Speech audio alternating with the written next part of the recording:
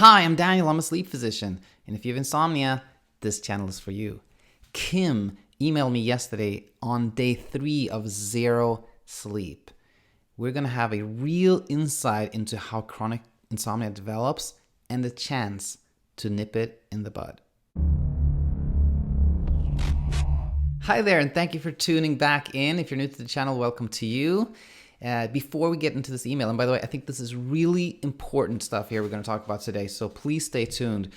Before we get into this email, as always, nothing here is a medical advice. Whatever I talked about here, you have to decide yourself if it's applicable to you in your situation. That said, let's jump right into this email that I got literally about 24 hours ago from Kim. She's saying, hoping you can give me some insight on what is becoming a highly stressful situation.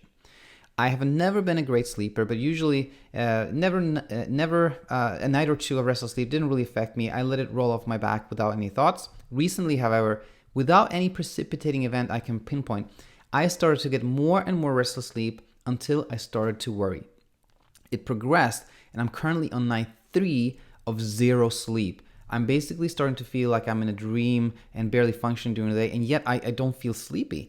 My brain seems frozen in one state. And she's asking, will I eventually just crash? And in retrospect, I should have paid more attention to the details of this email. But basically, I felt like, this is somebody that doesn't have really that much of problems, hasn't slept at all, like literally virtually nothing for a couple of days. And I thought like, yeah, she's probably heading for a crash. So in an email to her, I'm basically saying, I think you are headed for a crash, and we have to make this kind of a crash landing as controlled as possible, and told her like the important thing is going to be not to oversleep, still wake up at the same time, and then going forward, keep, kind of regular schedule. And we move forward here. Kim got back to me saying like, yeah, I would think a crash is inevitable. I feel much foggier and less hyperactive than the 2 prior days. So everything is very, very hopeful here. And she's also asking me, she says, my doctor prescribed me some diazepam. Should I try it or not? And I basically told her that, it's up to her. But again, I kind of reinforced that she probably will sleep, given that she hasn't slept at all for 2 days. But I did mention that you should never have expectations, but it's still kind of, I was hopeful. Now, just like 4 hours ago, I got an email from Kim again. Quick checking. I felt very sleepy all day, but then the moment my husband turned the lights off, my mind went into overdrive, and I felt I couldn't stop the obsessive thoughts like, am I sleeping still? Am I going to sleep yet? This can't be happening again. I'm having a serious problem. This is going to ruin the rest of my life. Has it been 20 minutes? Oh no, etc. And finally, as she took the diazepam, I felt some sleep may give me the mental capacity to logically face the situation. And she slept around midnight and until about 5:30 a.m.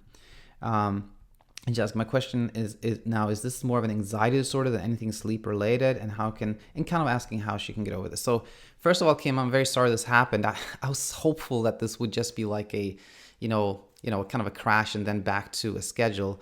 But since it hasn't, a lot of things to talk about. Like the first thing that is the super important thing is this. For you, Kim, and everybody else who hears this is how insomnia starts. It starts off with, some occasional problems, and then you start worrying about it. And then when you worry about it, it gets worse. And then you get into this like hyperdrive, and you don't sleep at all. And then, and you haven't really gotten here, Kim, so I'm happy about that. The next step is typically people start searching for a solution, like got to try melatonin, and then that doesn't work. Then you try, maybe using like a sleep mask. And then here's the thing. All those things are sleep efforts, things that you try to make you sleep more, and they don't work, but they may appear to work. So here's the tricky thing. If you try, let's say, melatonin, and it doesn't work, then you feel like, oh my gosh, this is another thing that haven't worked. Now I got to try something else.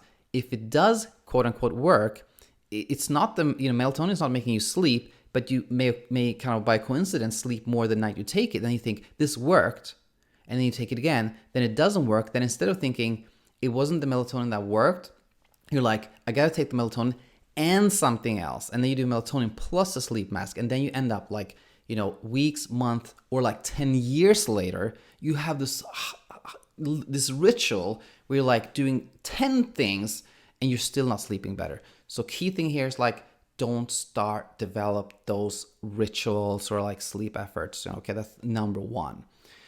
Number two, in your case, Kim, you took the diazepam and you then slept, which is, may make you think that it was the diazepam that made you sleep, but it was not. It's kind of like this, imagine like hunger. Hunger just develops naturally, right? We don't have to do anything to become hungry. But if we're nauseous, that can prevent us from eating. If you take an antiemetic that takes away the nausea, you can eat, right? Same thing with sleep. Sleep happens naturally, right?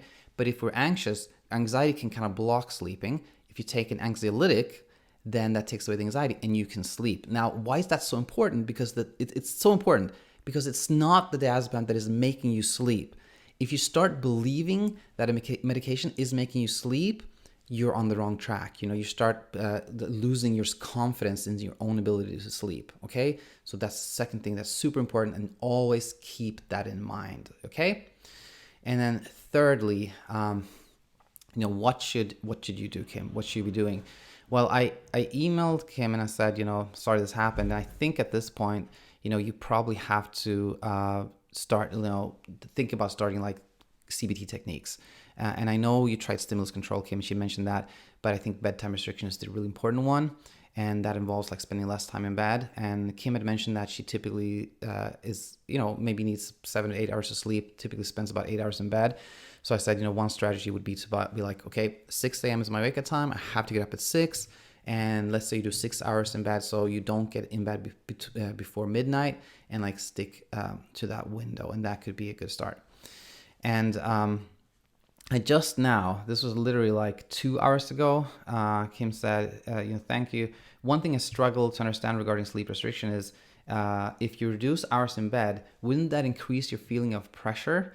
That is a great question, really good question. And I definitely have heard that voice. Like people feel like if I only have a few hours to sleep, then I feel super pressured to sleep.